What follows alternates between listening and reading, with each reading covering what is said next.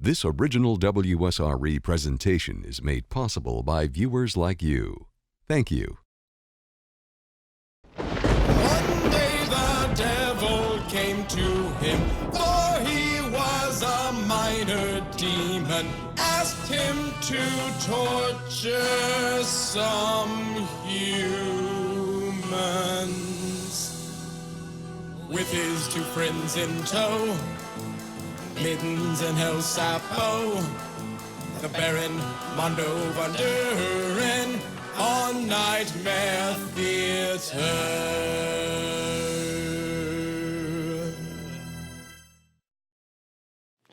Listen, I'm telling you, Mittens, it was a great movie. See, folks in Atlanta wanted a particular beer, but it was only available in Texarkana, so they hired this guy named the Bandit to go get it, and a cop named Smokey chases him all the way. Oh, we're on. Hello there, and welcome to another edition of Nightmare Theater. I am, as always, your host, the Baron Mondo Von Doren, and I'm here with Mittens the Werewolf, and as usual, we're waiting for my manservant El Cepo de Tempesto to arrive with tonight's movie.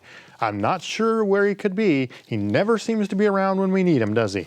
I just can't find... Hello. Here we go. Hey, boss. Hey, Mittens. How are you fellows doing today? Sorry I'm late. The line down at the foot doctor was very long today. The foot doctor, is there something wrong with your feet? No. My feet are fine. I was just hanging out, reading the magazines, looking at the posters. What's going on with you fellas? I hesitate to ask because I think we know the answer, but while you're out, did you happen to pick up a movie for tonight's show?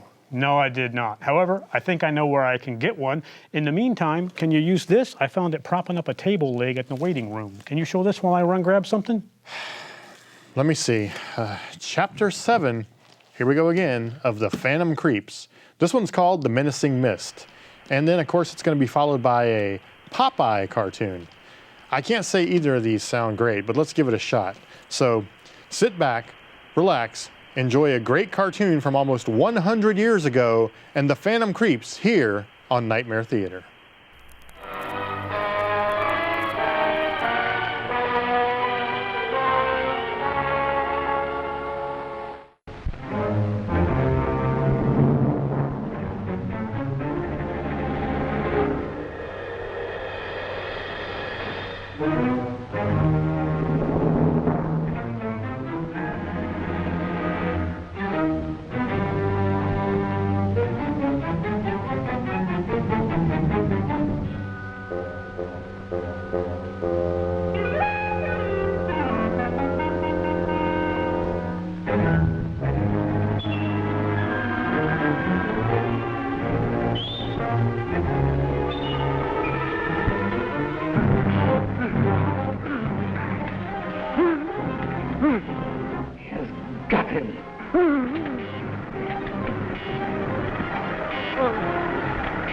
One by one, my enemies will be disposed of until I am master of the universe. No one else is coming. We must not find our robot.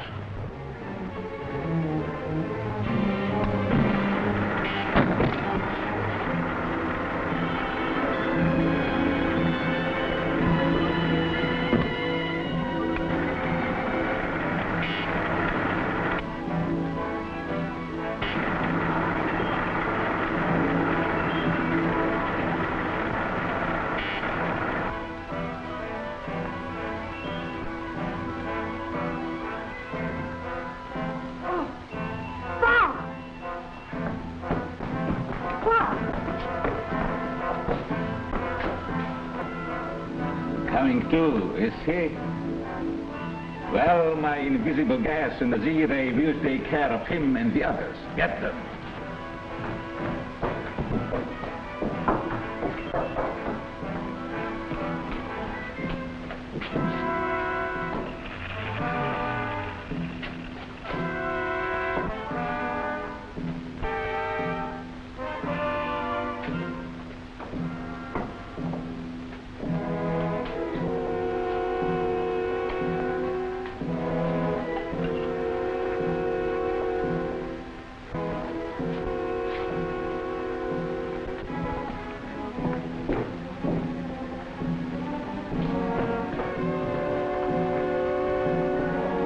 Dr. Zorka's spiders bit him. He'd be in a comatose state if that were so. If you kill them, the police will trace them here. You can escape with your shadow belt, but I'll be done for. They'll send me back to Alcatraz. That's where you belong.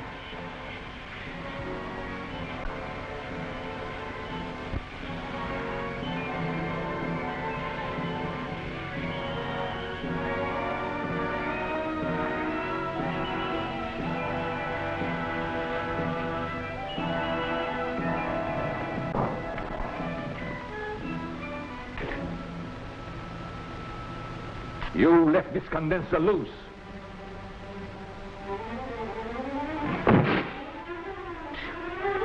Some more of your carelessness.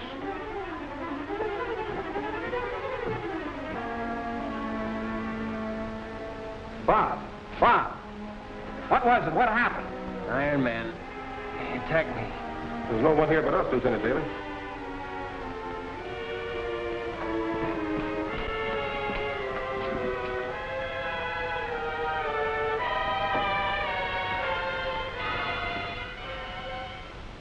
Captain West must have dreamed that Iron Man. He knew what he was talking about, all right.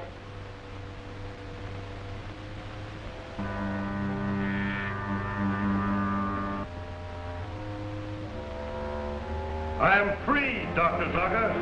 I'm stronger than you now. Stronger than the police. You'll never make a slave out of me again.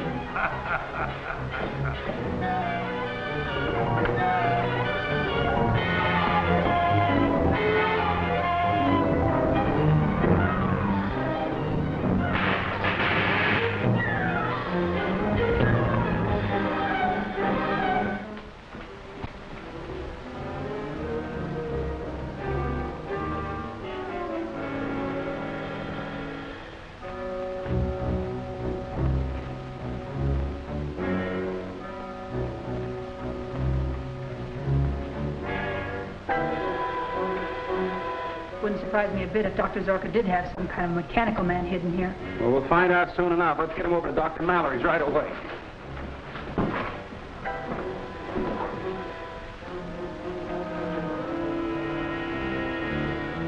You traitor. You didn't know had been sprayed with my invisible gas. Get up on your feet.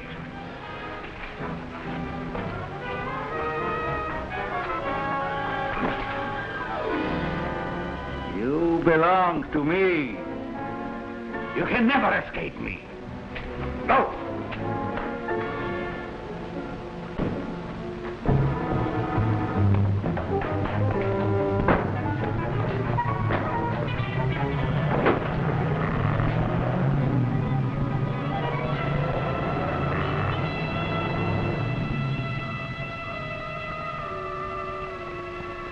They're gone. Do you see what your treachery has cost me? They'll come back. They know what you have here. They'll ransack the place and they'll find me. They will not find you nor my meteorite. We're changing headquarters today. Going prepare for my installation materials.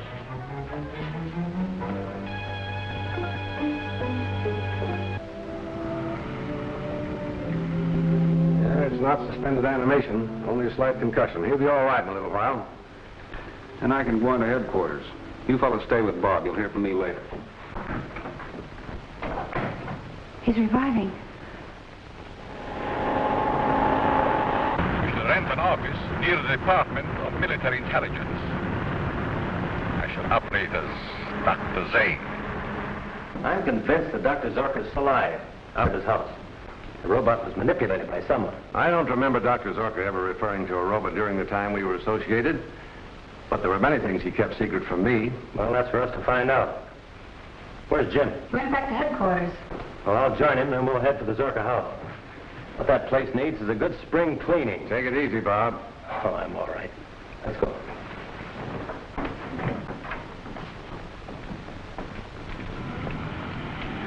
I found just the kind of office you want. Has it a good vault to protect my meteorite? Yeah, and it's on the floor of the International School of Languages. Oh, the language school. The spy's headquarters, huh? Yeah. Good. I can keep an eye on them also. We will move in at once. We must insulate our new vault so that my meteorite shall be just as safe here as it was in my secret laboratory. Come.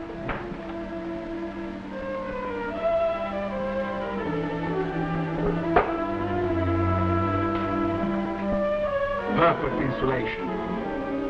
Enough to protect my most powerful devices.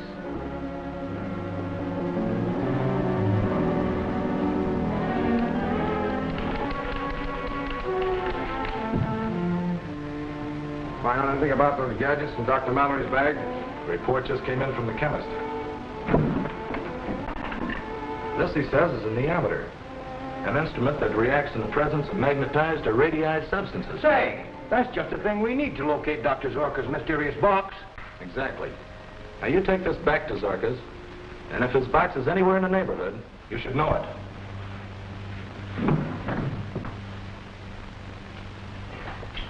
Hold on a minute.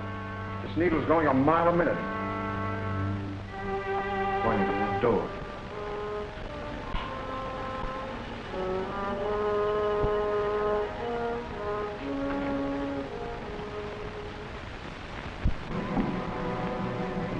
Monk's in there. We'd better mask before we go in. Monk, it must be entirely moved by morning. Monk. Who do you want? It ain't Monk. Whoever it is, he's got the stuff we're after. Come on, I'll spill it. Where's that box?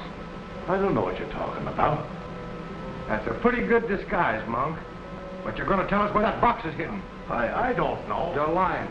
Look at this neometer. Monk! Oh! Monk! Monk, where are you? The box in the vault.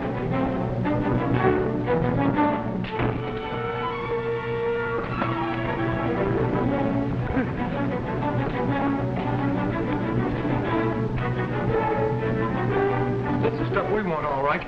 Now, you get going. I'll lock this guy and Monk in the vault till we can get back.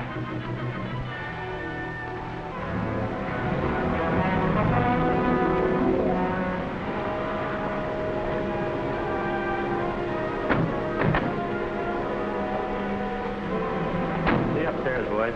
Thanks, Gene. You were swell. See you later. Oh, but I'm not leaving. I'm going to have to ask you to leave us right here. From now on, things start to move fast and dangerously. Well, that suits me. My editor hired me because I move fast, and I'm not easily scared. Look, if you really want to help, suppose you stay down here and keep your eyes open. Somebody may have followed us. Okay, Captain.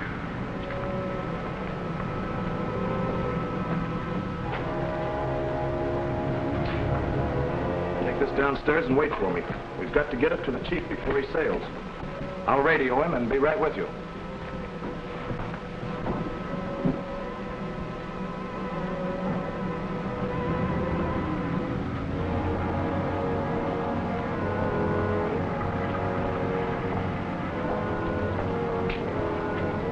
I hope Rankin makes it snappy. Chief wants to sail in 15 minutes, and Pier 15 is a long way from here. Well, the sooner I get rid of this dynamite in this bag, the better I'll feel. Come on, we might as well wait in the car.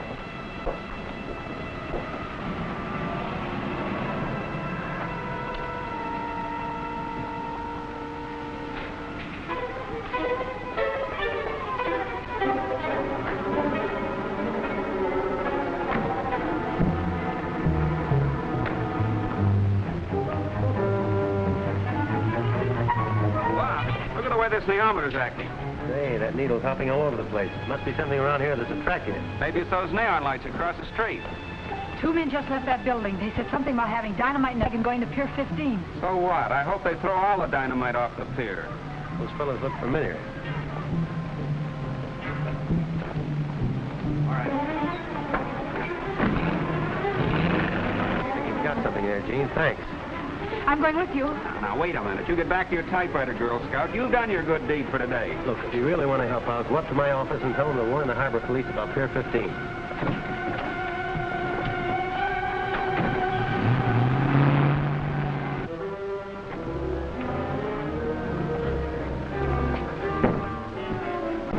Look, Let me out! Let me! Dr. Zorka! Dr. Zorka! My meteorite! Where is it? It's gone. We're locked in. We'll suffocate. No. No one is going to die. Excepting my enemies. Stand back. Science and genius combined. There's nothing that can withstand its power.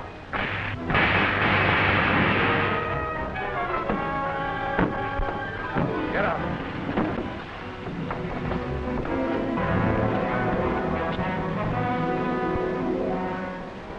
Who were those men? They sounded like spies, but their faces were strange. Masks. How did they find us? They had the neometer with them. They couldn't have, unless you gave it to them. Well, they must have stolen it from Mallory. In any event, we can't remain here. Start packing.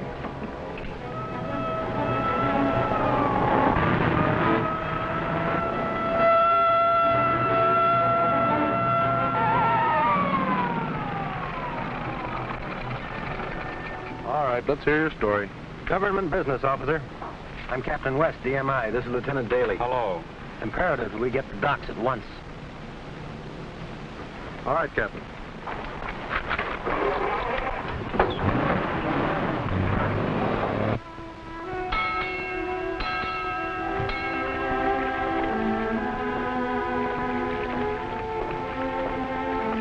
Half an hour since Rankin radioed. It's a heavy fog ashore, too, sir. Maybe they got tangled up in traffic. Go to the wireless room. Tell Drake to get a message through to His Highness. Tell him we've got Zorka's stuff. Yes, sir.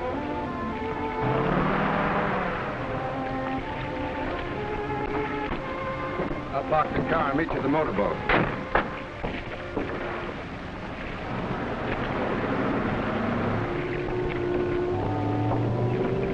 Hey, just a minute. Can't go out on the pier tonight. Police orders. Police orders, huh? Yeah. Well, you're talking to the police now. Oh, yeah? Sure. He's an officer of the DMI. Show him your credentials, Captain.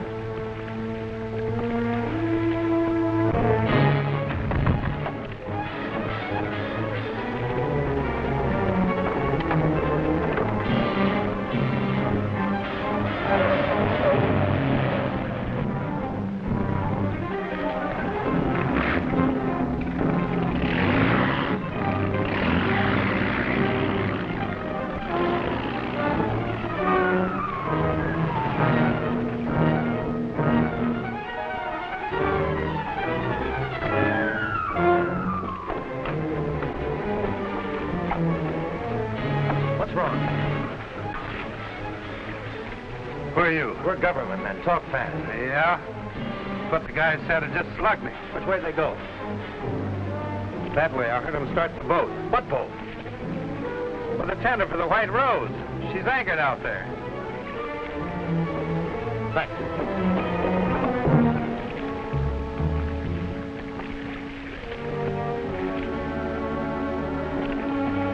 Get that box below into the safe. We'll weigh anchor immediately. Smith is still ashore. He had to park the car. We can't wait. Luck's with us. If this fog holds up, we'll be well out to sea by morning. Takes the meteorite to the yacht. Gets to their prince, it'll mean war. This fog getting thicker, we couldn't fire on them even if we did see them. You take a Coast Guard cutter. I'll get a plane at the naval base and drop a flare to guide you. You can't take a plane up in this fog. I've got to. We can't let them get away with Zorka's discovery.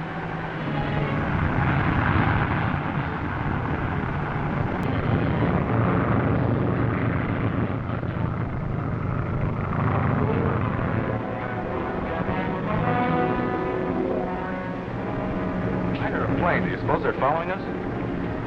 Oh, how could they? Control your nerves, Rankin. We're on our way to big money and world conquest. His Highness knows how to appreciate the kind of service we're giving.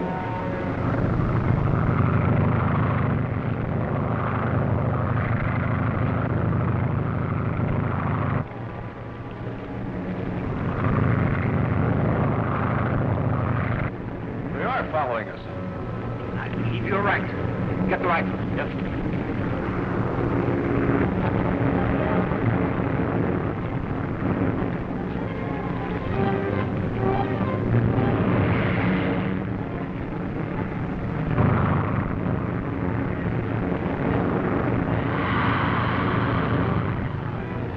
Clear. They're coming back.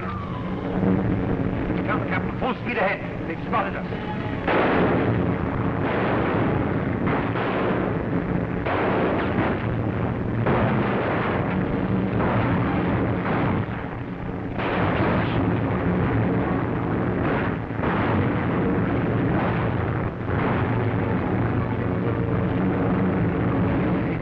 His motor's dying.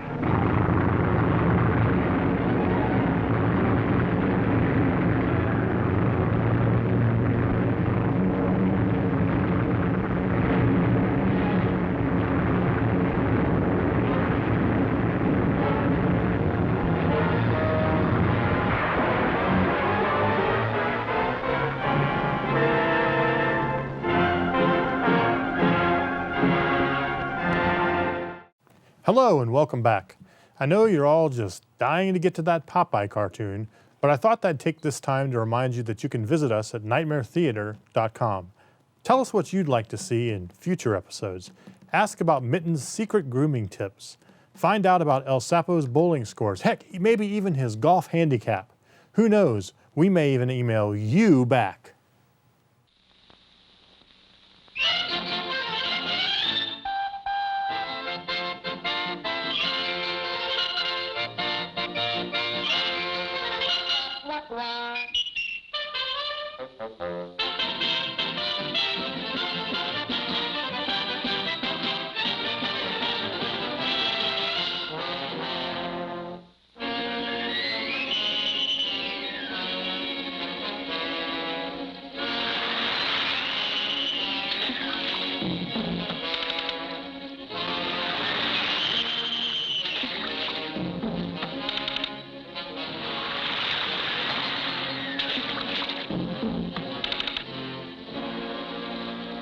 Look, Solid, a ship. Oh, Popeye! Now I can go home and watch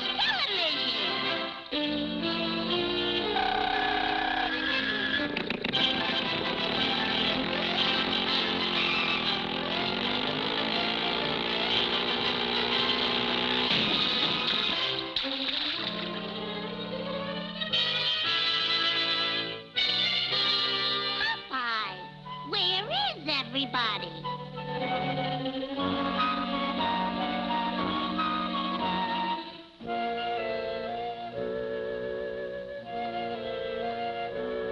Ahoy! Any swabs aboard? You! Anybody home? Blimey, mateys! We've been boarded!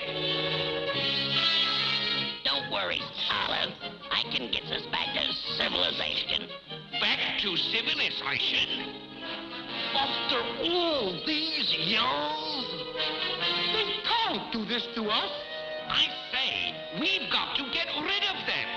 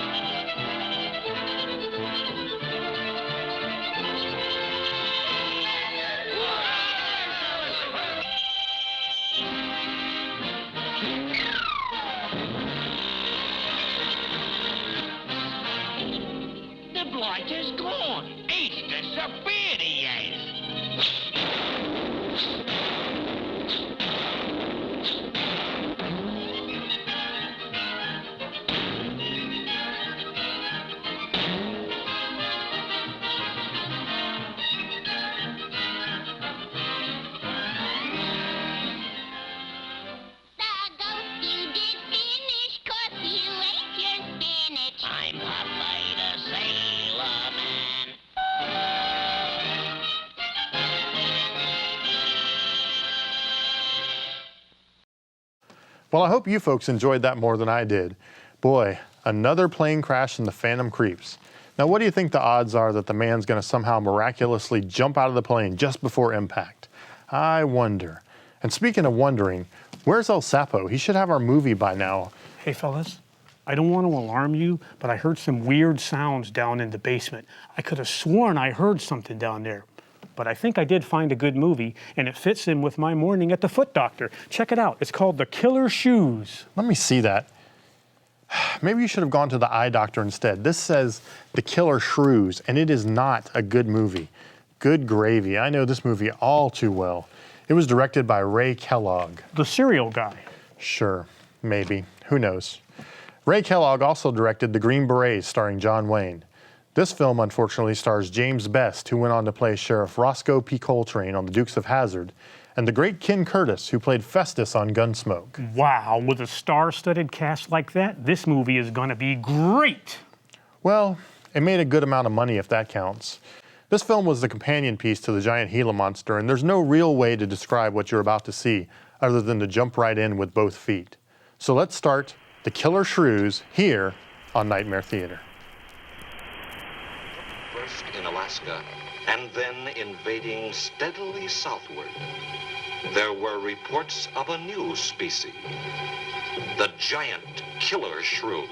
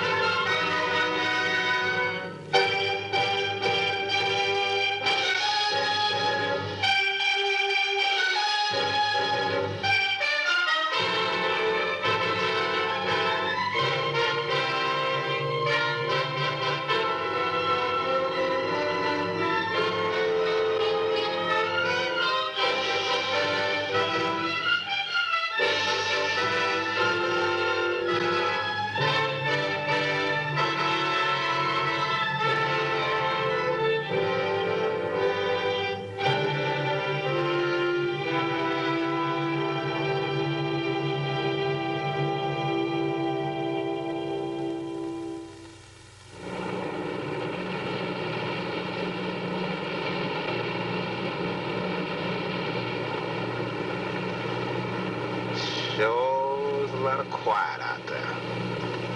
Almost smell it, can't you? No, but I can feel it.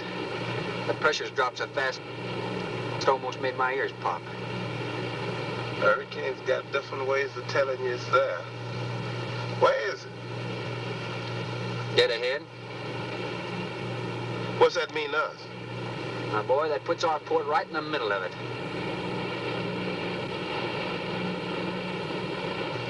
There's a cove on the lee side, though. We'll snuggle up close to the bluff and ride it out. What about the bottom?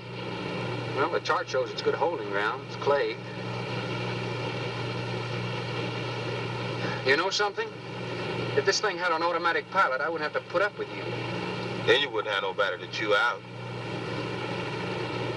We should be there in a couple of hours. These mills of yours keep running. Look, automatic pilots can't play Dixieland jazz on them engines like I can.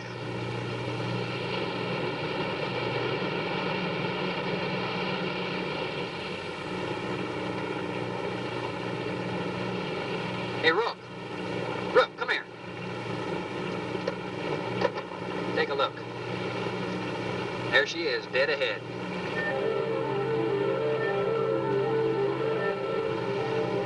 Man, that sure do look good.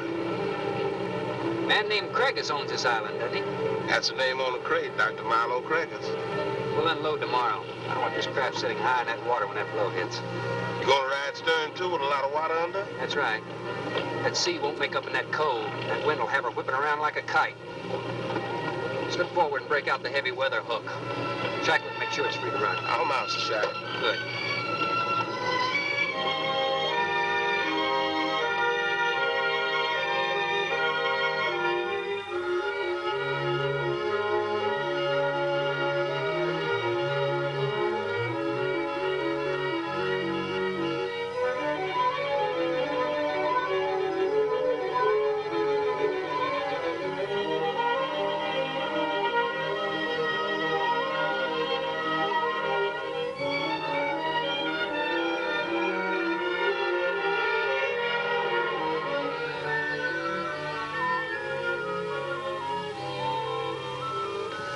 she'll ride like a duck. If she swings too far to starboard, we might have to take a check line to shore. Hey, Rook, take a slant up that trail. Now, that's a rather strange setup, wouldn't you say? Looks like somebody's getting rid of somebody, huh, Captain? Maybe. Hard to tell.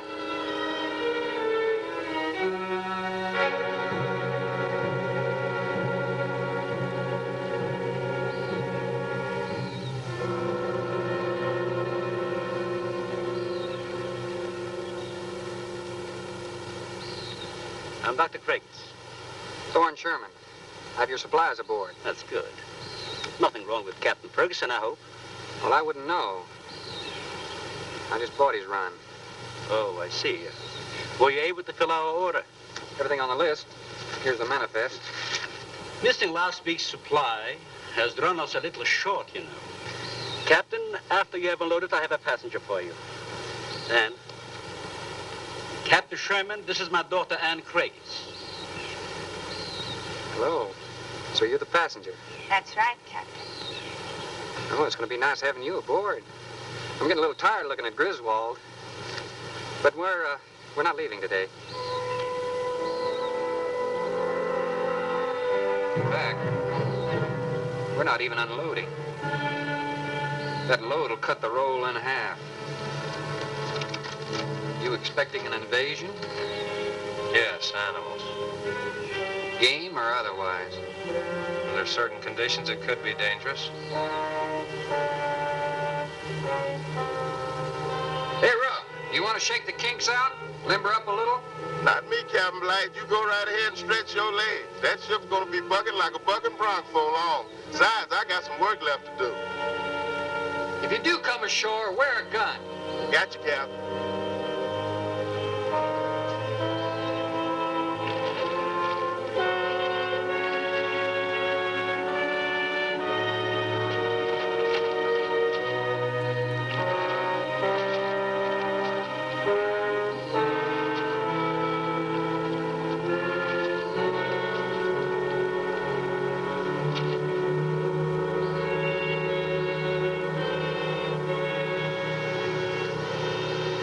When I told you about the hurricane, you act like you didn't know anything about it. What's the matter? Your set broken down? You've been out of communication for more than a week, Captain. Can't it be fixed? It's totally out of commission. My assistant, Mr. Farrell, Jerry Farrell.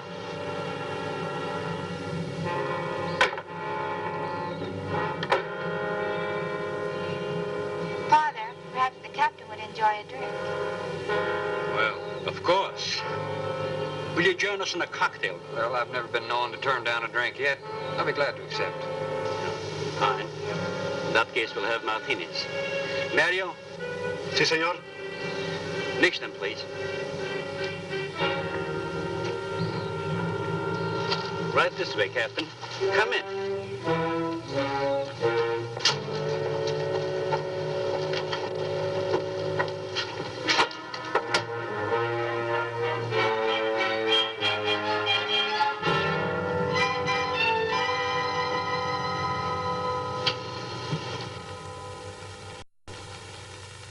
You have everything here you need? Oh, we are self-sufficient here. We have cows for fresh milk and chickens for fresh eggs. We even have saddle horses. Sort of a world all your own. That's exactly what I've tried to create. Well, to each his own. If you have to be isolated for your work, you've picked a lonely little island. Excuse me, please. I think I'll change.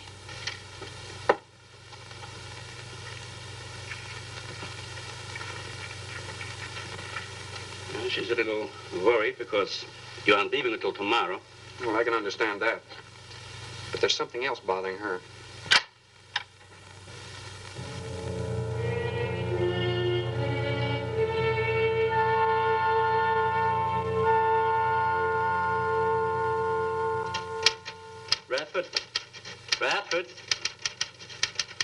Radford, would you please step over here? I'd like you to meet someone.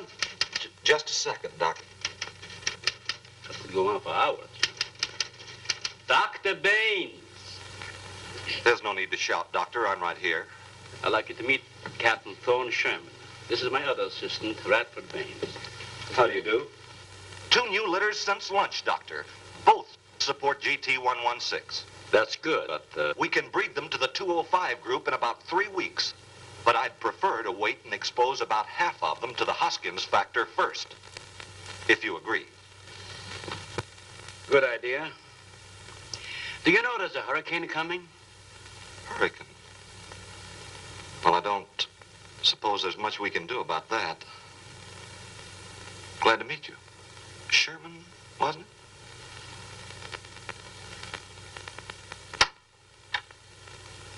You have to excuse Radford. Anything that does not concern his project does not get through to him. Brilliant mind. He would starve at it if someone didn't remind him to eat. Must be very interesting work. What's his field? Biology. We specialize in genetics, heredity. I'm afraid my interest doesn't run in that line, you know. Think what would happen if you could isolate and identify the inherited factor in each gene. Now, wait a minute. I'm afraid I'm not very good with pure research. This is practical research. Generally, among mammals, the smaller the size, the higher the metabolism and the shorter the lifespan. Is that right? Well, I'm attempting to decrease the size by maintaining a low metabolism and resultant a longer lifespan. What reason? Overpopulation. Not a problem now, but it will be in time. Father, may I speak with you a moment? Will you please excuse us, Captain? Well, providing you drop the captain, I prefer Thorne.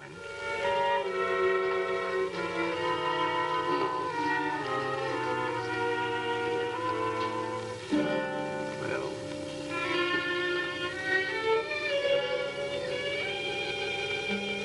Tell me something, Doctor. Has a hurricane ever hit this island before that you know of? I wouldn't know. You've only been here 9 months, and this place has been unoccupied for years. Well, have you ever been through one? Only the fringes. Well, this one's building up very fast. Pressure drops very quickly in the center. I'd advise you to get some doors and windows open in this place. Ventilators on the roof. And if you'll freshen Anne's drink, I'll go and check them. I'd be happy to. Thank heavens you arrived today. Why, are rations getting short? No, it's more than that. Much more. We'll surely be able to sail tomorrow, won't we? Possibly. But not probable. Not till late, anyway. It takes a long time for a sea like that to quiet down. Well, if you're worrying about me, you needn't. I'm a good sailor. Well, I'm not worried about you. We'll sail when the time's right. Got them opened, all right. Well, Captain, let me freshen you a drink. One for the road. Not trying to rush you, but it will be dark soon. I've invited Thorne for dinner, Father. Oh, I see. If you're not worried about your ship, you're welcome. I'll take a rain check on that dinner. If you wish. Father, I've asked Thorne to stay. Progress, Doctor. This is the sole survivor of Group 30. 28 months old today. Well, that's equivalent to 140 years to us. That's right. Yet it still maintains low metabolism without any sluggishness. It's not the breakthrough, but it certainly sets our course. Radford, suspend series 52 through 96, and we'll concentrate on the rest. What is that? It's a Sorex cericidae. Looks like a small rat. Smells like a skunk. They have musk glands in their knees. These little fellows are our subjects. They have a birth cycle of 10 to 14 days. And using them, we can establish traits. We can trace the progressions through a number of generations over a short period of time. Well, how big do they get? That's an adult. See, their muzzle is longer and thicker than the rat's. It extends over the lower mandible, see? Does he bite? Only when he's hungry. Well, maybe you better take him. He doesn't know me. All he knows is his next meal. He's just been fed. He'll be all right for another 8 hours. The shutter blew open. Radford? I got it, senor. let that scare you. It's gonna get worse. Storms always frightened her, ever since she was a child.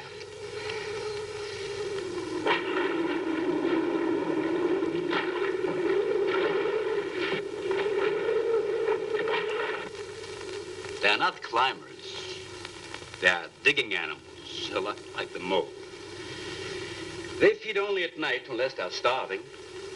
And when they are hungry enough, they'll tackle anything regardless of size. No kidding. Mm-hmm. If you leave two of them in a cage for 12 hours without food, the stronger will eat the weaker. Like cannibals. Precisely. You see, their intense activity requires a tremendous amount of energy. To supply, they must eat 3 times their own weight in food every 24 hours or starve. Radford, would you please take this? Take it away. Yes. Some call them bone eaters. When the flesh is gone, they'll eat the bones for marrow. All they'll leave are teeth, horns, I could use another martini. Do you mind? Of course, my dear. I'll get you one.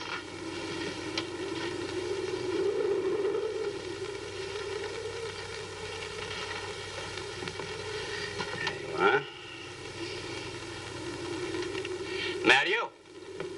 Mario! Equipo, por favor. Mario will show to the bath. He'll freshen up a bit. Lleve el señor al baño. Sí, señor. Sígame, por favor. Excuse me.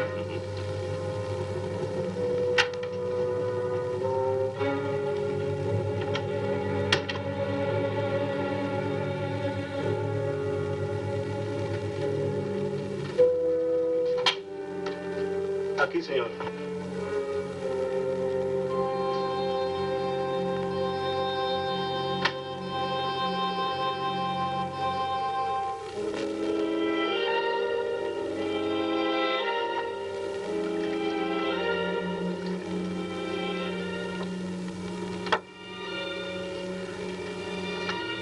You got a problem, too? ¿Qué pasó? Nada. Nothing, señor. But you will leave on the ship tomorrow. Well, I think that all depends on the wind and the sea, don't you? Sí. Sí, señor. I don't know. Ah, you're not joking. I feel the point. I think. Well, I'm glad to hear that. Now, if anybody else is concerned about my sailing tomorrow, why, you see, they feel the point too, huh? I don't like to repeat myself. Okay, senor. Well, hello and welcome back. We hope you're enjoying the film so far. We aren't, but we hope you are. Boss, before we get to that, I have a question. What exactly is a shrew? I thought they were tiny little things like mice. Well, they are. A normal shrew is small like your brain, but these shrews are big like my brain. Well, for this movie, where on earth did they find shrews that big? You know, those are just dogs with wigs on, dummy. Shrews don't really get that big. At least, not anymore. So you're saying they used to get that big? Well, sure they did. But they haven't had any like that around for years. Although I seem to remember something. Here, let me see. Yeah, the previous occupant left me this note. Let me read it to you. The station is almost killer shrew free. There are a few down in the basement, but they keep to themselves. They keep the rodent population down. They won't bother you unless you do the one thing that they hate. Did they say what that one thing is? The killer shrews cannot stand masks. If they see a man in a mask, they will immediately attack him. A mask like mine? I'm afraid so, Seppo. But you really have nothing to worry about. You should be fine. Say, while we return to the killer shrews, why don't you go down to the basement and get us some snacks? The basement? Where that man said the shrews still live? Sure, yeah. Okay. I was making the whole thing up. He's so gullible, Mittens. Sit back and enjoy more of the Killer Shrews here on Nightmare Theater.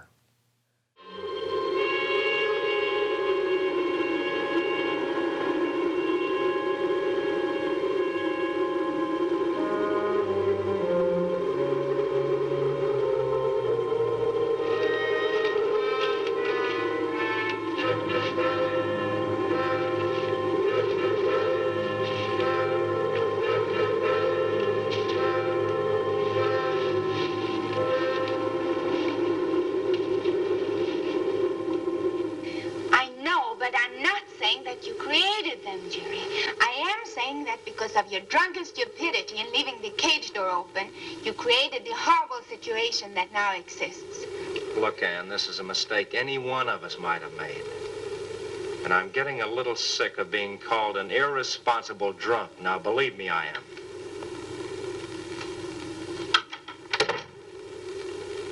Excuse me.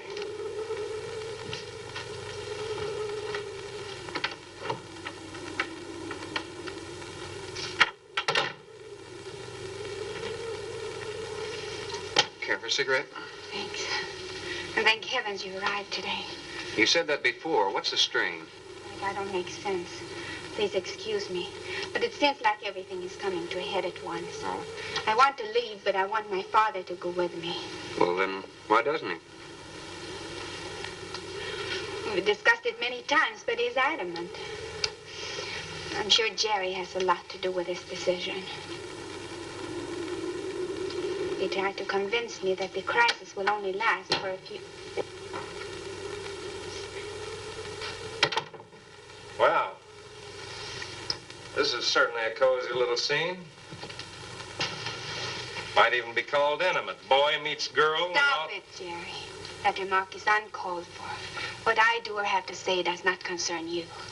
I can't disagree with you more, my dear. I'm concerned with everything you do, and I intend to keep it that way. Now, in my book, an engagement isn't a casual thing. In my book, it isn't either. And last night ended ours.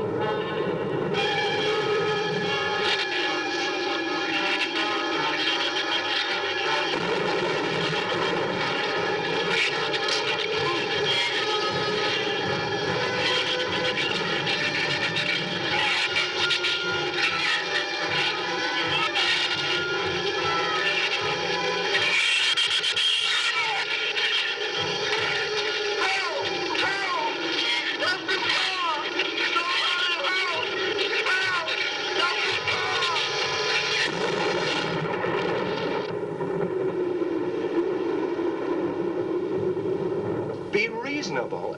Everybody in the world is scared to death of something. That's evident. When they came at us last night, you knocked me down getting inside the fence. It's just that I can't stand them. And I've discovered something I can't stand. All right.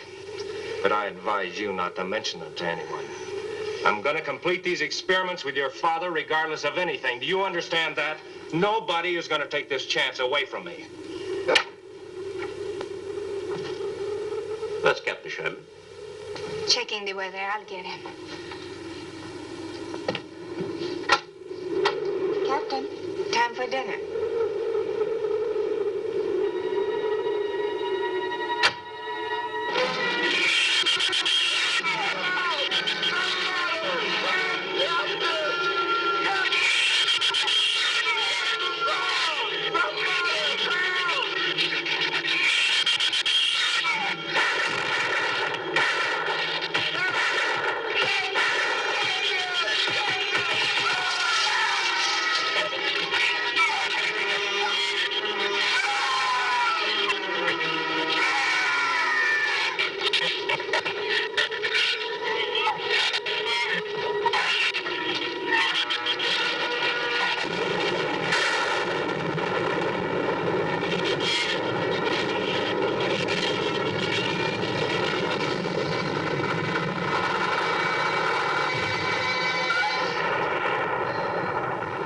As good as a mile, I always say.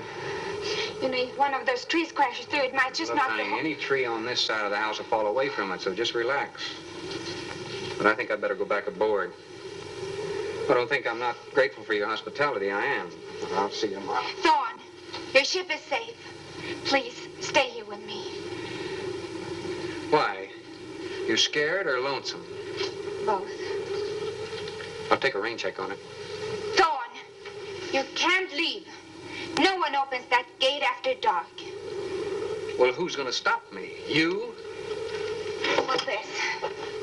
No one opens that gate at night. Now, look, I don't ask questions because it's against my principles. But wouldn't you like to explain that? All right. Sit down and I will. Give me the gun. Not very becoming anyway. Do you believe in fairy tales? Well, I'm a little old for that sort of thing, but what'd you have in mind? Well, I'll tell you about one. A true fairy tale. And you're right in the middle of it. Oh? Have you ever heard of a shrew? As in taming Well, of the... animal. Bradford called them soricity when you showed you one. Oh, then shrew must be the common name for those cute little animals. Cute. That's the last word you can use to describe those little monsters. They're the most horrible animals on the face of the earth. As Father told you, they breed within 3 weeks after birth. Their lifespan is I around know 1 what year. your father told me, but what's that got to do with me opening that gate? There are 200 or 300 giant shrews out there. Monsters weighing between 50 and 100 pounds. 50 to 100. Wait a minute, you must be kidding. I'm definitely not kidding. That's as big as a full-grown wolf. And what's more, they are beginning to starve.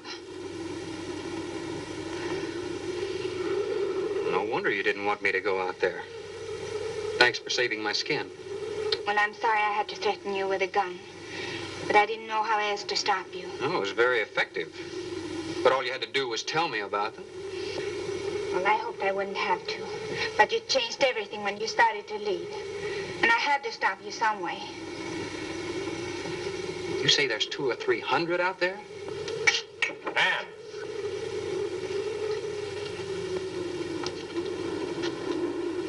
That's right, Captain Thorne. And if you'd stuck with your rowboat and played captain instead of trying to play detective, you wouldn't have to worry about how many are out there, would you? That's enough, Jerry.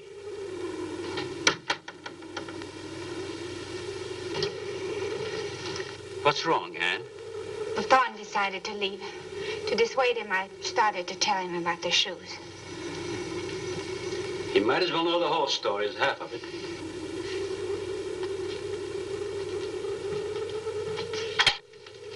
I guess you're all a little jumpy, Captain. Yeah, I'm sorry. 6 months ago, we managed to isolate the factor controlling size. 2 litters were born. 6 individuals we kept for study. They were about the size of buckshot at birth. But the rate of growth was abnormal. They continued to grow. They were mutants. But they inherited all the negative characteristics of their breed. Somehow they managed to escape.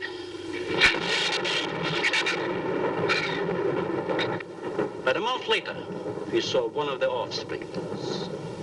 They were multiplying. We did everything in the world to exterminate them, but no apparent luck. Then we haven't seen any. Since daylight neither blinds them and they forage only at night when they're starving. But the fact that 2 of them charged Anne and Jerry at the gate last evening indicates that the available food on the island is nearing depletion. Then what, Doctor? They will exterminate each other. It'll take a couple days. What do we do during that time? Stay indoors and wait until it's over. I guess some wires blew down on the transformer. I'm sorry. I'll get some lamps. Mario! Mario! Si, senor. There's a lantern in the pantry. Why didn't bring it in here? Bradford, light all the candles you can find. All right, I will. Where's the generator? Outside. Can't get at it at night. Here, let me help you. The lantern will give you all the light you need. I will join you shortly, Jerry.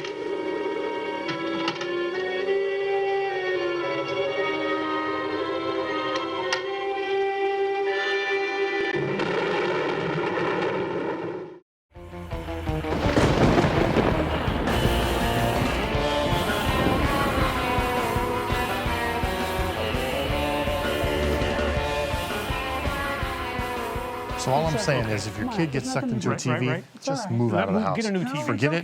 Get a new kid. Just move on. It's fine. Just don't even. Oh, hello. Welcome again. Welcome everyone. We're back here down in the. I'm going to count it again. Sub basement here at the TV studio with our friend, the curator, and of course he's got another item from the Merrill Movie Museum that we're going to be highlighting tonight. So, without further ado, take it away, sir. So this is one of the many Vogons that appear in the movie version of Hitchhiker's Guide to the Galaxy. This in particular is Counselor Warts, but they made individual Vogon heads for each of the Vogon characters. These were made by the Jim Henson Creature Shop, in fact. The last major project they worked on in the London shop before it was closed. And of course, everyone knows the Jim Henson Company because Henson, of course, the Muppets, I think we're all familiar with them, but they did a lot of other work as well out in the special effects and props and makeup world and all of that. Yeah, some of the most detailed puppets you'll ever see. And this is, if you can call a Vogon beautiful, this is one of the most beautiful things. One. And look how articulated this is. This is just beautiful. Why, thank you, Alsapo. Oh, I'm sorry. It came off in my hand. I'm sorry. I was kidding the whole time, and that was a little joke there. That was a little. But the Henson Company worked on a lot of different sci-fi properties, didn't they? Because they made like films like Labyrinth, The Dark Crystal, the series Farscape, and so this was just a natural progression for them, and they kept building more and more elaborate things as they went along. Yes, and this is, as you can see, very detailed. We could show the workings inside. It actually has, you've seen the eyes and the mouth moving, but there are all works inside there to make all that happen. So on screen, it's an amazing an actor would be holding it in front of him. It's kind of an improvement. Making it operate. Yeah, come on, you should try that on permanently. That looks a lot better, I gotta tell you. Really do. But the Hitchhiker's Guide to the Galaxy, a long history as well. You know, written by the great Douglas Adams, first adapted as a radio play in the United Kingdom. Consistently ranked as one of the most read books by teenagers in the world. And then, of course, there was a television series in the 80s that was based on the books. And then, of course, this film, which was, you know, really a big budget Hollywood kind of production. Yes. Much different than what they had done on television and low budgets film before. Starring Martin Freeman and Zooey Deschanel, Most Def and Academy Award winner, whose name I just forgot, Sam Rockwell. Yeah, Sam Rockwell from a lot of movies and everything from, you know, crazy stuff like Charlie's Angels to a solo performance like Moon that was unbelievable. So, yeah, and just amazing stuff. So when they do something like this, who performs these kind of things? Is it somebody who's kind of a puppeteer? Is it somebody who's kind of an actor? What are they? You may have both in some cases. You may have a puppeteer that's operating the puppet and an actor that's doing the voice. You may have, in some cases, like in Hitchhiker's, a great example is the Marvin the Paranoid Android. The figure was performed on screen by Warwick Davis, who you, of course, know from Star Wars and Willow and been in a great number of things. But they actually used Alan Rickman for the voice of the character. So you may have one actor providing the voice and another actor or a puppeteer operating the character. So it's pretty amazing the way it all comes together on screen. You never know. It's completely seamless. Sometimes multiple puppeteers are necessary depending on the character. Right. Well, that's a fascinating thing. Thank you again for bringing us such a wonderful piece. And why don't you folks get back to the movie here on Nightmare Theater.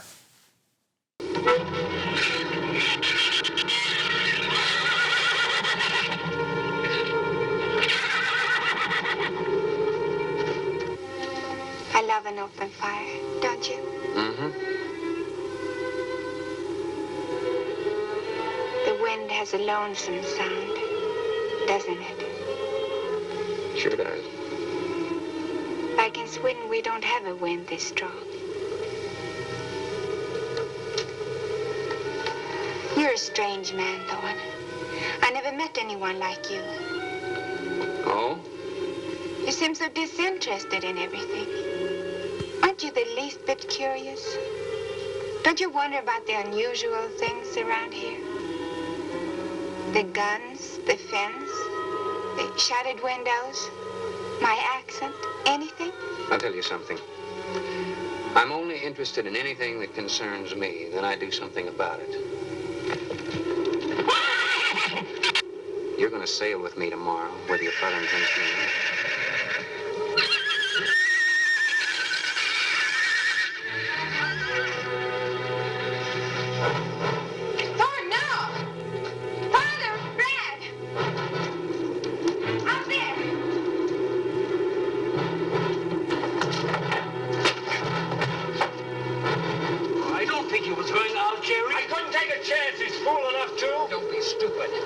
I had no intentions of going out there, opening that gate, now somebody needed it. Did you hear it, Doctor? Sounded like a human voice. I was thinking a rook. It was the livestock. The shrews got into the barn.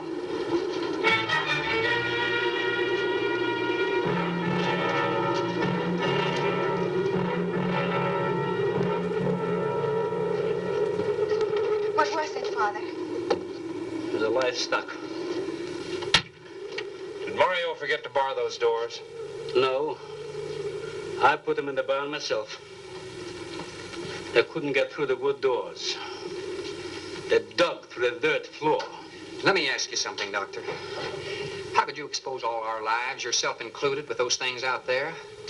All you had to do was get the Coast Guard or the Navy to come in here and burn them out. Those things got loose. Any unusual experiment can produce unusual results. That's why I chose this island. It's isolated. Miles of open water in any direction. Our project is privately financed. It's not a problem for the government or military. The world is in no danger. This species does not swim. And as far as the shrews are concerned, this island is their world. Very soon, right here on this island, there's going to be a miniature reproduction of an overpopulated world. And you'll see the importance of what we're working to avoid. I'm not concerned about all this theory. What I'm concerned about is our lives. There'll be ample time to panic when they run out of food and go on a 24-hour forage. How do you know they haven't already? That's possible. Their main diet has been the small animals on the island. That source could have been depleted 18 or 20 hours ago. And that's why they went after the livestock. There's still some food on this island before they reach the crisis. Where? No worry about them digging in here. The floors are tile. But the walls aren't, Doctor. They're adobe. Our safest bet would be on that boat. You may be right. You can reach your boat in daylight. The shrews will gorge themselves on livestock. That should keep them lethargic for several hours. There's no sense looking at the dark side. And there's no sense minimizing a serious situation. It leaves you completely unprepared to cope with it. Now, we certainly can't make it tonight. That's out of the question. Maybe tomorrow. I have it. We'll get some sleep tonight, but we'll have a watch, an hour and a half apiece. Doctor, you go first, and then Radford, Mario, Jerry, and then me. Shutter all the windows. Make sure they're locked good and tight. Check all these walls. Come on. No, I think I'll stay here by the fire. I feel safer. I couldn't stand it in that room alone. All right, as you wish. But try to get some sleep. I will.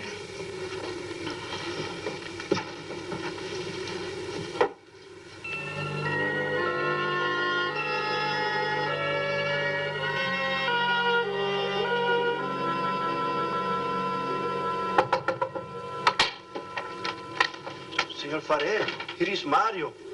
You are next to make the patrol, no? Sure, Mario. Come on in. I've been waiting for you to finish. I must have dozed off. You kind of startled me. Sit down. Here. Have a drink. It'll help you to relax. Gracias, senor. Sit down. Rest a while. You just checked every room in the house, didn't you? Si. Fine. You're a good man, Mario. A man that can be trusted. You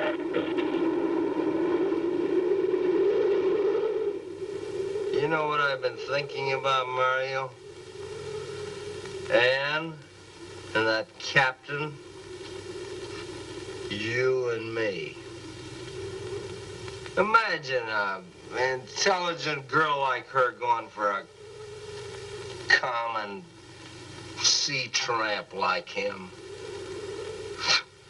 I know why. You do too. In case anything goes wrong, she's looking out for her own hide.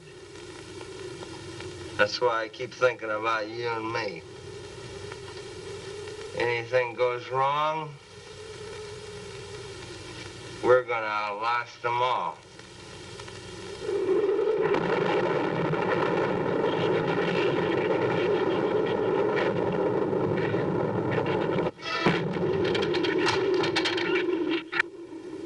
I'm going to trust you to take my turn of patrolling the house. But when you finish, don't wake the captain. Come back here and get me. See, I'll probably feel good enough by then to take his turn. Okay, Mario? Sí. Okay.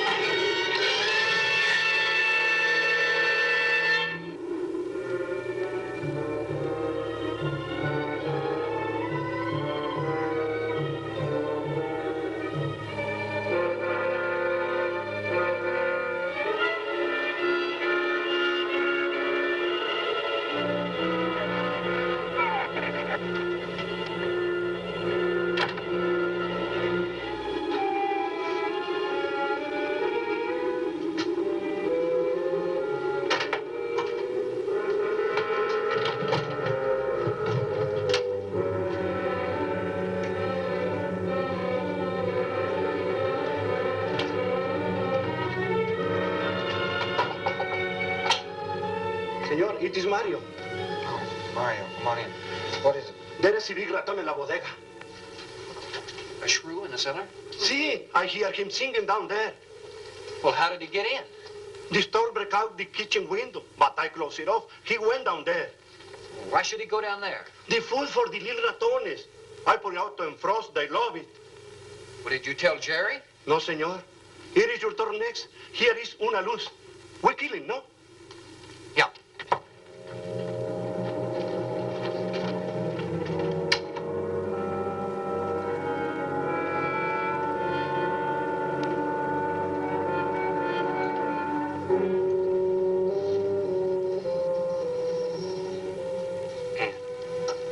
Ann, wake up. A shrew got in. It's all right. He's down in the cellar. Now, we're going down after him. But I don't want you to let anybody open that door till I tell you to. You understand? Good girl.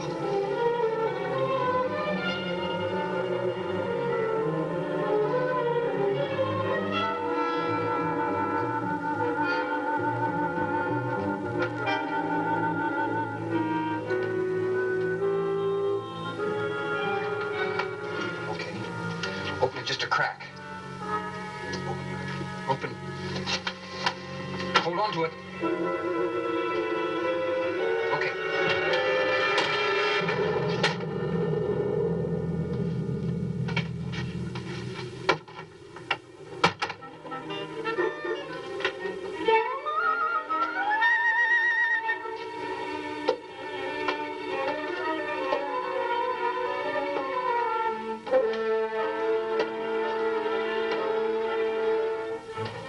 You take that side.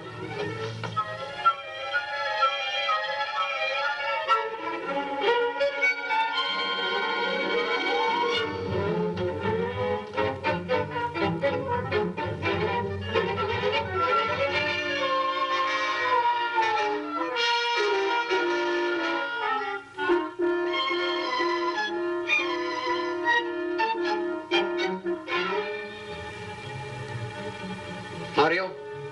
Aquí. You see anything? I see where he was. I I do not see where he is. Cuidado. Si, senor. I will be careful.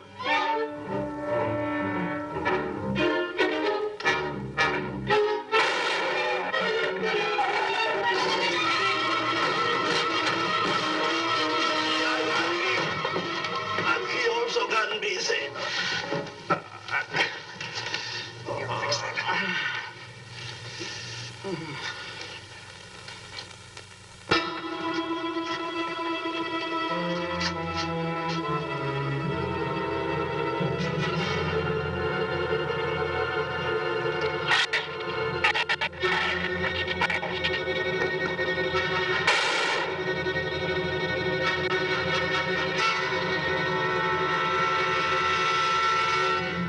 You all right down there?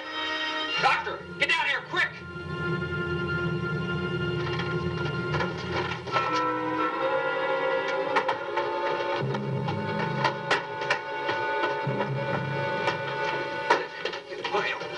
Mario.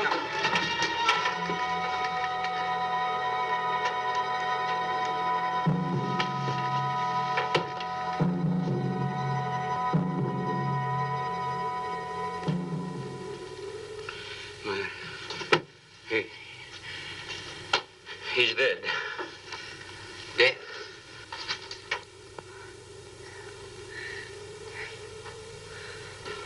I got this on him right away. He couldn't have bled to death.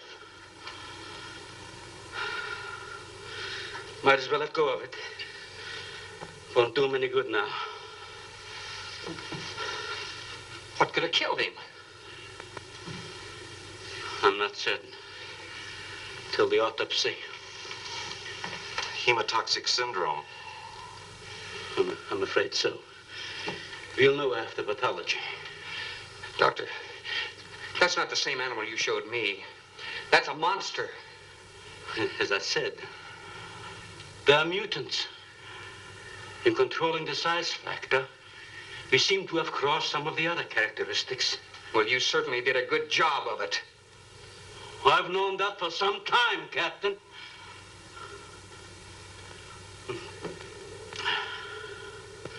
Would you please give me a hand with Mario?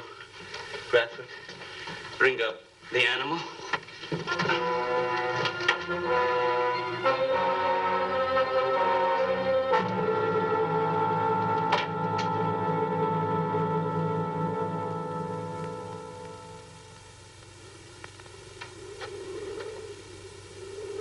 Extremely high poison content in the shrew's saliva.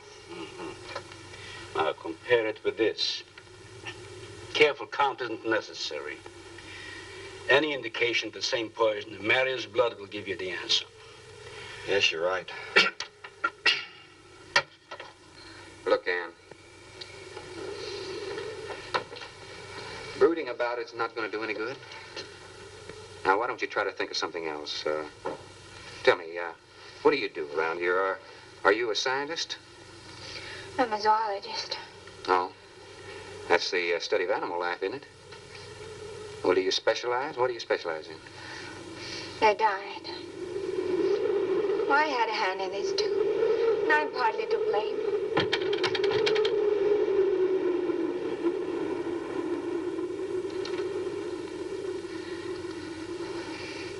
But this ends it. If we ever get off this island, I'll never have anything to do with it again. What will you do? Live normally, like normal women do. I mean, you see, it seem a little dull after the life I've been living. But rather dull and alive than excited and... I'll take a dull, alive woman every time.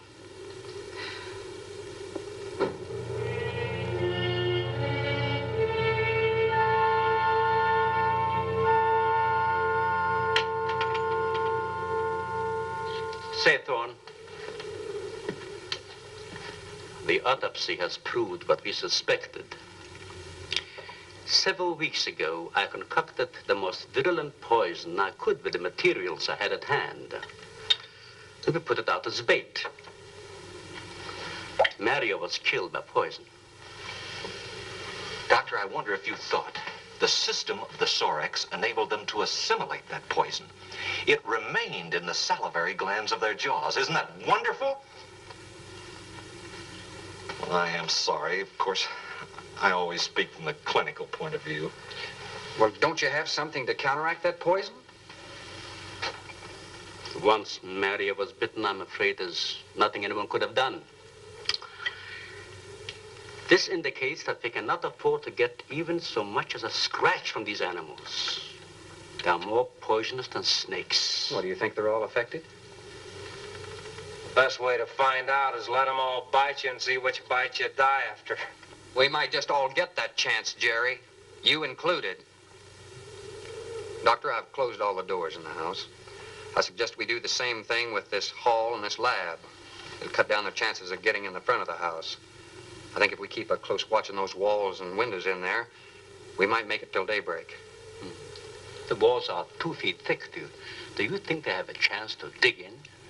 Of course there's a chance. Anywhere that plaster's off, that adobe's as soft as mush where that rain hit it.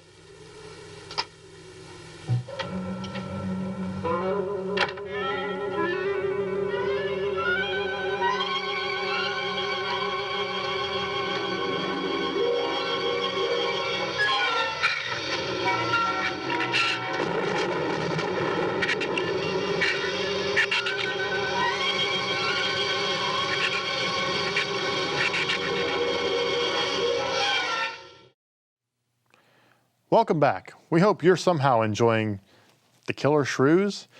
El Sapo is down in the basement getting some snacks, and Mittens and I were just discussing hurricanes as plot devices in movies. The best example was probably Key Largo.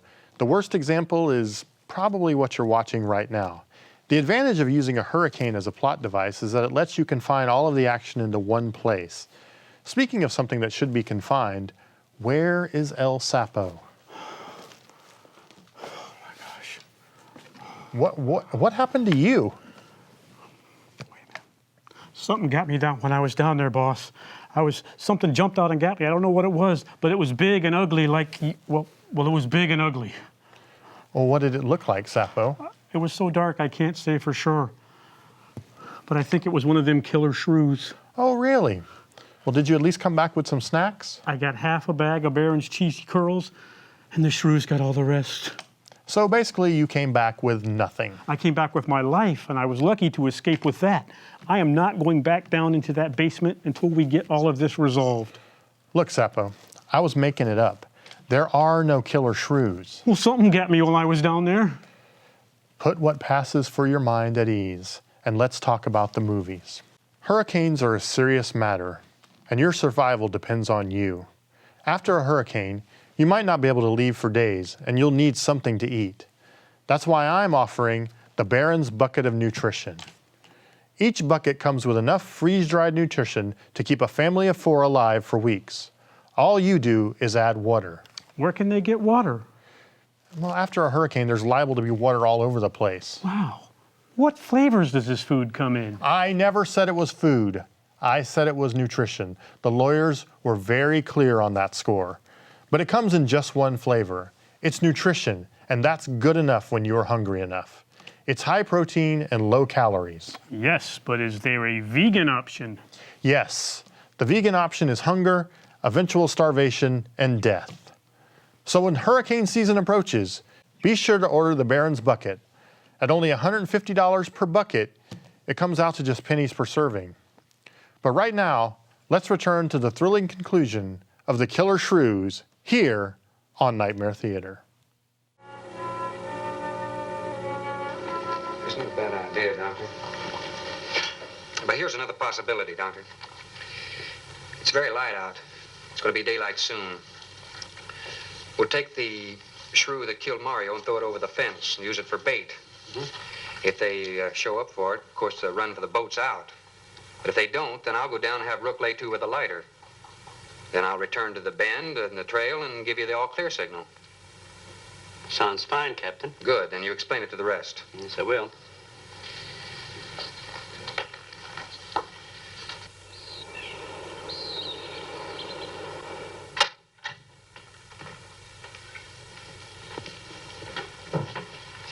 Well, the bait's been out for 20 minutes. Nothing's touched it.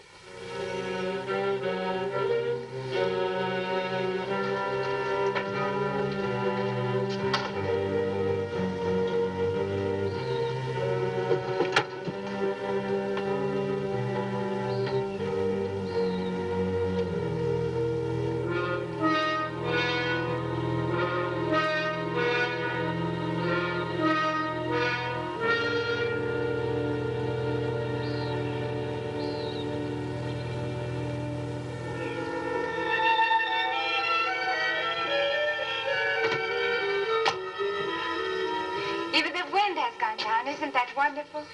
I'm afraid it's not over, my dear. It's just a low. There'll be a lot more. He's right. I'll be back at the bend shortly. Now, you watch for my signal. Huh? You can't go alone. I'll go with him. Not you, Father. You haven't even fired a gun. Take Red or Jerry. Sure, I'll go. Then you'll be sure of getting the signal.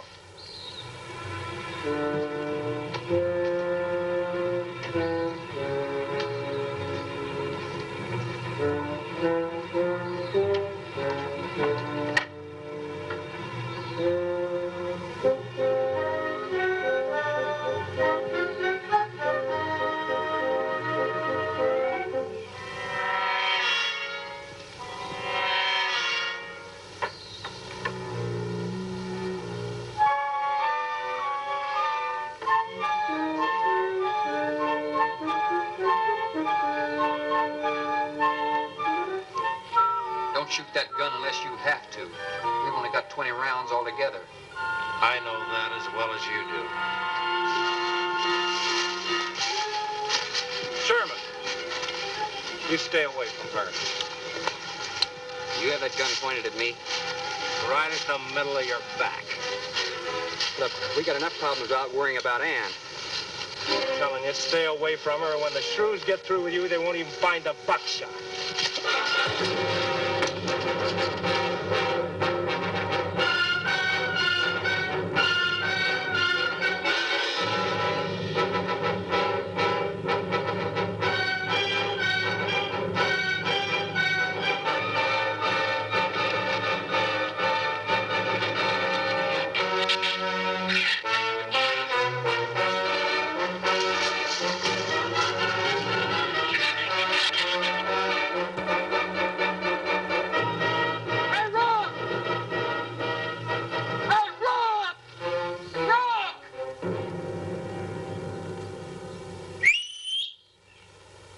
Where's the skiff? I'll follow that check line. I gotta find him. Since last night, you won't find much of him. Will you shut up? I'm not going back. You what? I'm staying here. All right. You suit yourself, but if I were you, I'd swim out to that boat. Can't swim. Then stay here. Wait a minute. You gotta give me a gun. Give you a gun? Sherman, wait!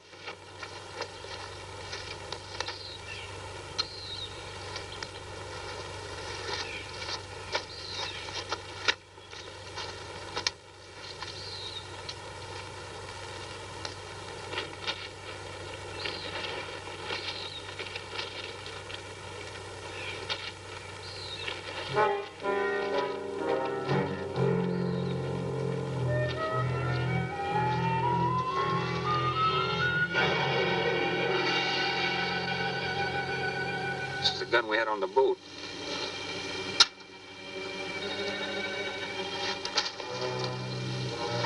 They don't leave much, do they? Sherman, we gotta make a deal for it. What is it? Shh. They've been trailing us on both sides. Where? I didn't see anything. Look, Sherman, you gotta give me a gun. All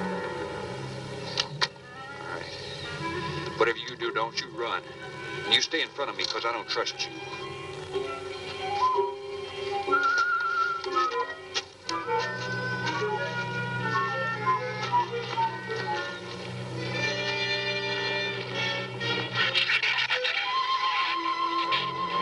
They're coming!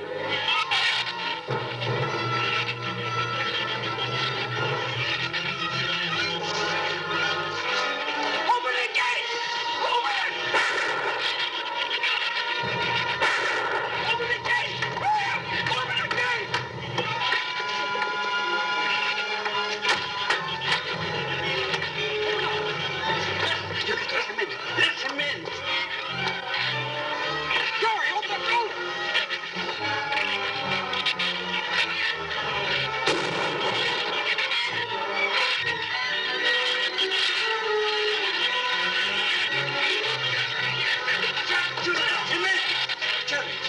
The shrews were out there. I couldn't take a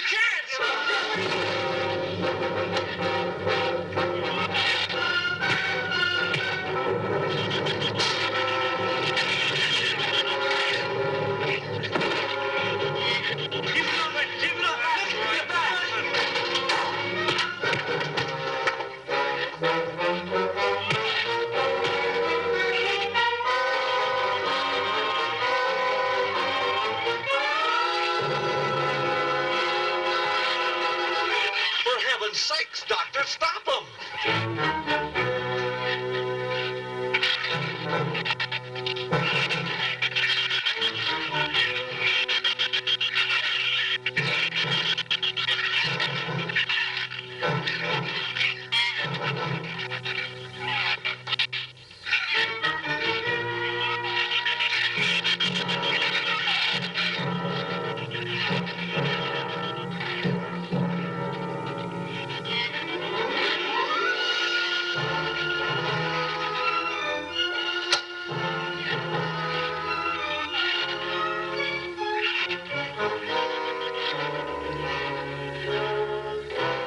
All right, didn't he have it coming, or didn't he? What happened out there? Oh, nothing much. Jerry just tried to kill me twice in the last 5 minutes. Rook came ashore last night. He's dead.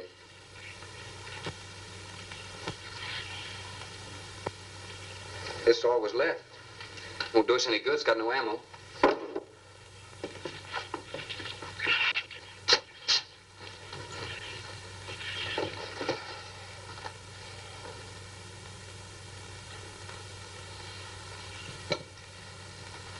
I'm deeply sorry, Captain. I wish I'd followed your orders. Look, Doctor, you casually mentioned animals. You didn't explain to us what we were facing out there. You had every right to feel the way you do. My mistake was only mine. It was one of judgment. I didn't know about the hurricane. I didn't anticipate the effect it would have on the shrews. I thought the house would be safe through the crisis. How could you expose your own daughter? How could you expose Anne to that? She was going to leave last week, but the boat didn't come. I need a drink.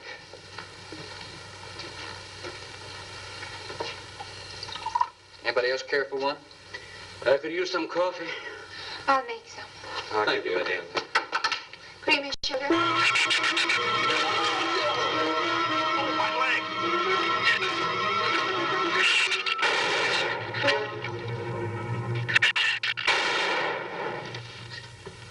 Slam the door! You all right, Doctor? He just ripped my trousers, that's all. Are you sure that's all? I'm completely aware of it, Doctor.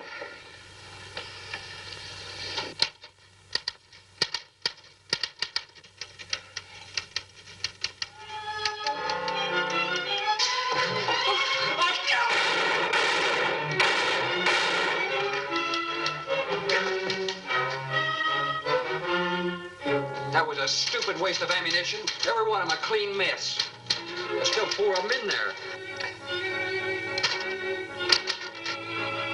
How did they get in? Through that kitchen window. That rope must be rotten.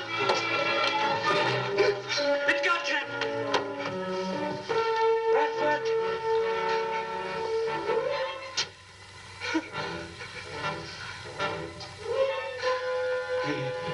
He's dead. Oh, no.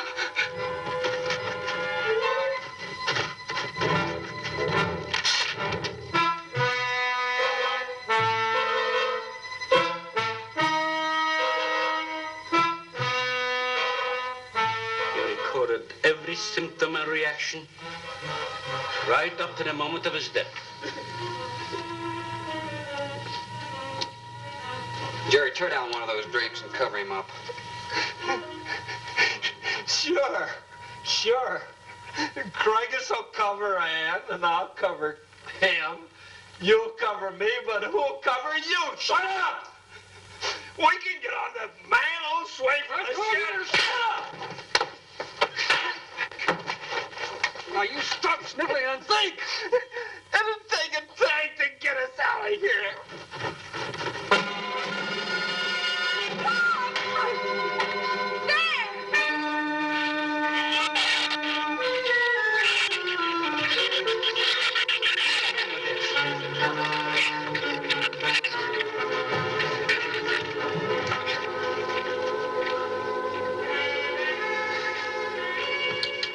take them long to dig around this? You're right. No telling where else they're digging, too.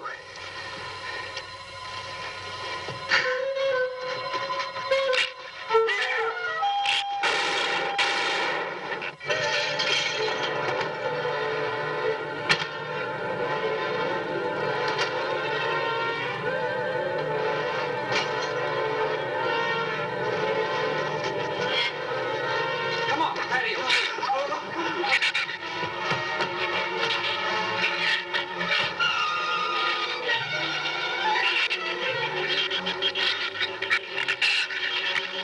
There's not enough stuff here to barricade those walls. I'll tell you, we'll pile some of those crates up over there. The roof's our last chance. Here, help me, Doctor. Find something light. All right.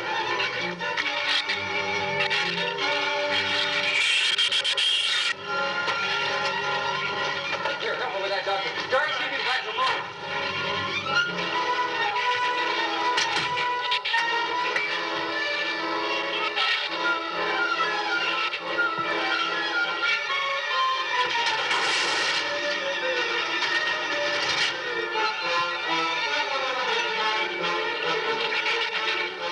Doctor. Yes. Use these chemical drums as tanks. Individual tanks. Here, I'll show you. All right. Stand down here. Put it down now, right? Slow. All right. All right? Yeah.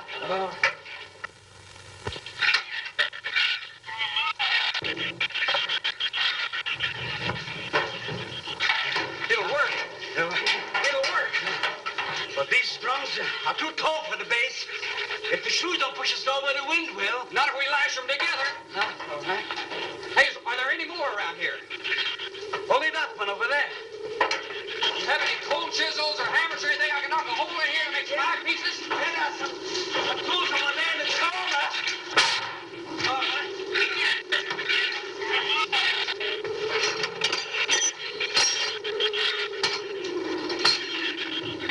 Hey, here's another one. Hey, get that out there. We'll work on it. Hey, this is even better. Give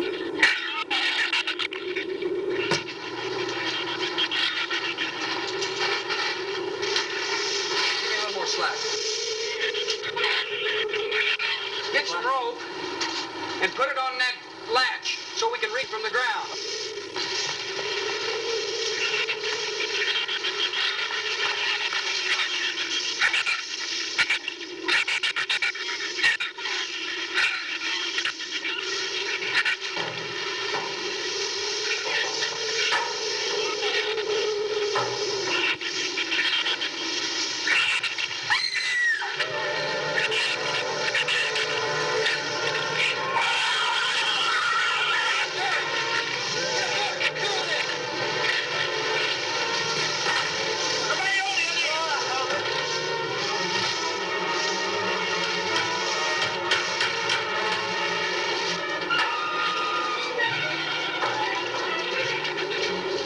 Hold this in, all right?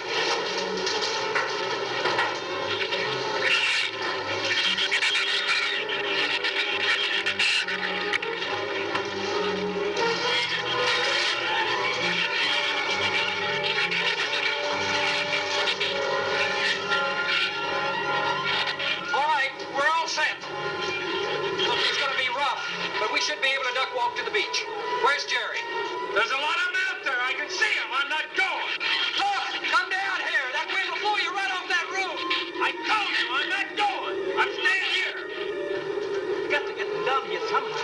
And see if you can coax them down here. Jerry, please come down with us. No, Ann, they'll get you if you go. Come down here, you fool! Poor devil, I hope he makes it. We can't leave him. He's not responsible for himself. Got to go now.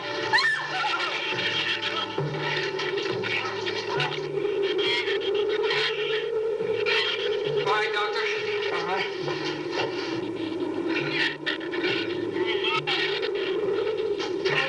Now hold it up.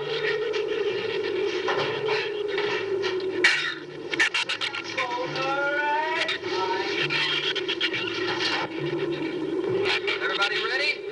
I'm going to open that gate.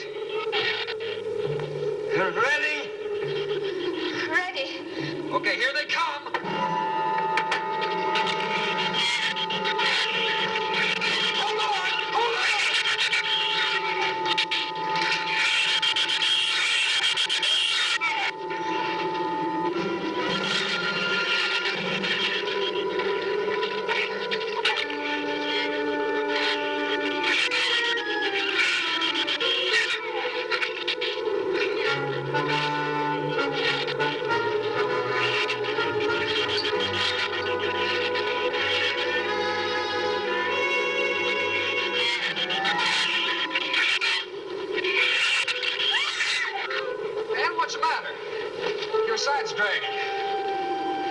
You want to rest? You tired? What'd you say?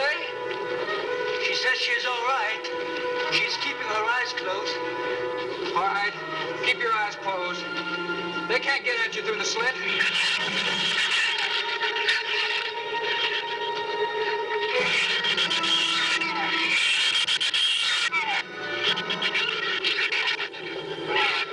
This empty drum is too heavy for her. I can barely hold up my side. I'll be all right in a minute. All right. You walk. I'll drag for a while.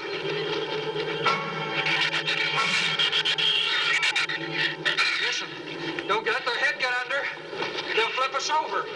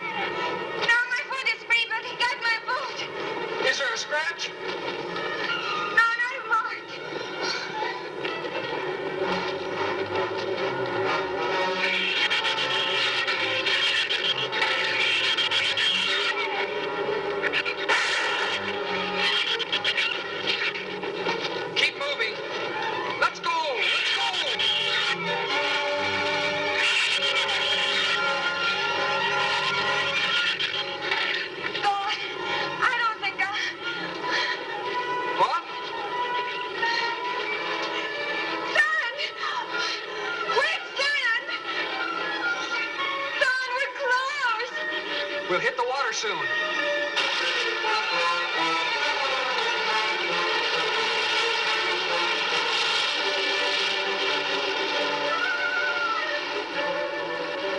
It doesn't sound like they're following us anymore.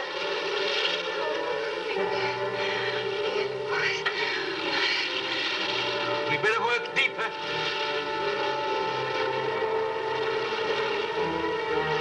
I'm about drowned out. Okay, let's swim for it. Okay.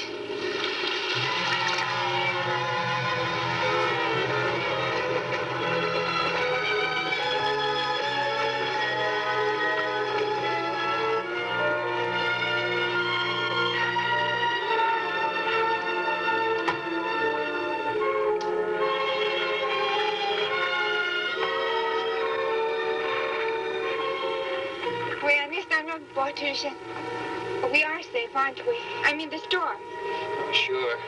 She rode out the first half all right, and that's always the roughest. Anyway, riding an anchor, I'll get a chance to learn a little more about that Swedish accent. In 24 hours, there'll be one shrew left on the island, and he'll be dead of starvation. An excellent example of overpopulation. Well, you know something, Doctor? What's that? I'm not going to worry about overpopulation just yet.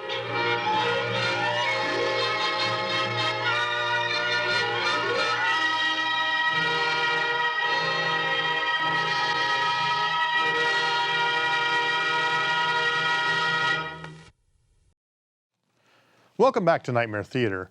We sure hope you enjoyed the film, but Mittens, where's El Sapo? He's been gone for quite a bit now. Here I am, boss. I went down into the basement and I caught me a killer shrew. They're really not so bad once you get to know them. I think I'm going to keep her as a pet. Sapo, that's just a dog with a stupid wig on its head, isn't it? You used this movie as a ruse to make me think there were really killer shrews in the basement so you could get a dog. That's a dog, isn't it? No, it's a killer shrew. But don't worry, I've tamed her. Sapo, you know we can't have a dog. I've explained this to you time and time again. Now Mitten's here, he's a great pet, but we just can't have a dog. So why don't you take that wig off of that dog and take it back to where you got it? Okay, boss. I'll take her back. Listen, I know you're sad. Would a cartoon pep you up? Why don't you and Mittens enjoy this cartoon? You folks at home can try to enjoy it too. It's from 1928 and it features Felix the cat and is about not letting our imaginations get the better of us.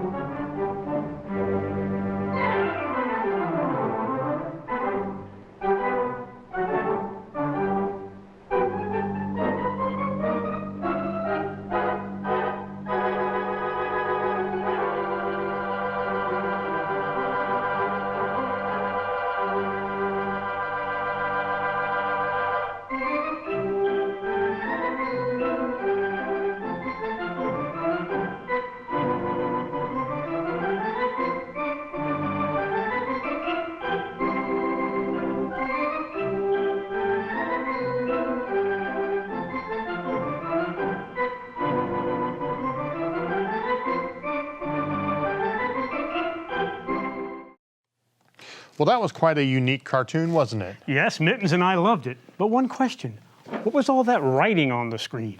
Well, you see, cartoons were silent back then. Folks had to read what was on the screen. Well, what if people like me who couldn't read, what were we supposed to do? Look, I don't know. I wasn't there. I didn't make the cartoon. I just wanted to show you a cartoon to get you over the fact that you had to give that dog up. I appreciate that, boss. Good. Say, what do we have on tap for next week? We have this.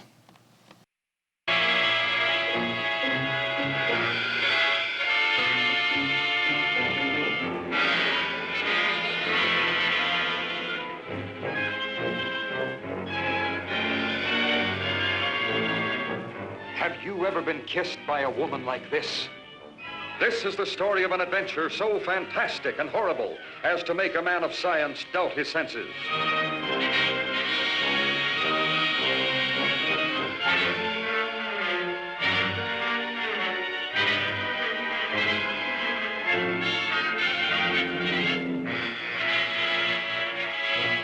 See the dance of destruction as tarantula entices men to a strange fate.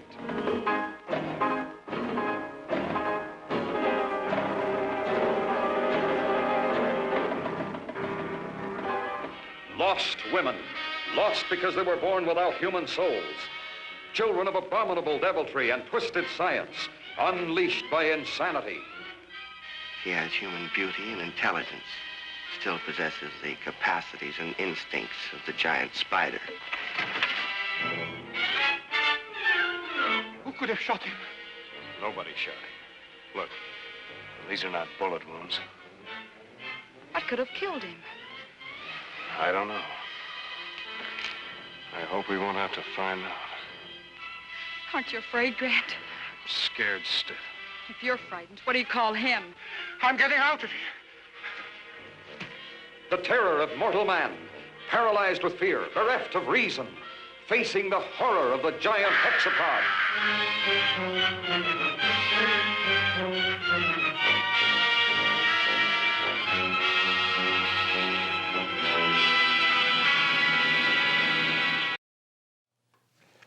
No, no, anything but that movie. That's the worst movie ever made. Seriously, you folks have no idea what you're in store for next week. Nothing you've seen so far can prepare you for the absolute confusion of the Mesa of Lost Women. In the meantime, may all your dreams be nightmares.